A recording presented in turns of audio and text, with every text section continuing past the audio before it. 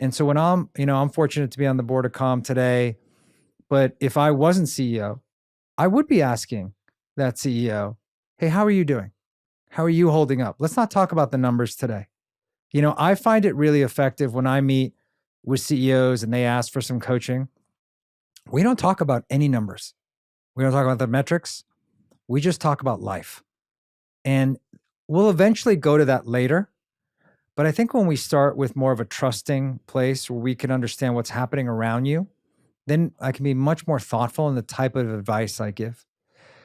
But this also means I have to create the space and the time to do it. So not everyone has that, right? And that's where I think it's just really important to be really intentional, right? Be really purposeful in these conversations. Yeah, I think one of the reasons why we struggle to recharge is because when your phone's running out of battery, there's only one, well, we're also bad at this. There's only meant to be one type of charger. Now, I've seen people charge their phone with their Mac charger. Right. You're destroying your phone, right? You see it being charged with the iPad charger. But the point is there's one charger. Yeah. And I think when it comes to life, sleep is a charger, meditation and mindfulness. 100%. Food is a charger, working out is a charger, and people you love, being around good relationships are a charger. And if everyone, while you're listening to this, if you could figure out the most common times you feel at 1%, 5%, 10%, 20%, and figure out what's the charge you need for that. Well said. Right? That's what I think we need to do. I'll give an example. I went to an event the other day and I had to fly out of town and come back into town. I got back at 4 a.m.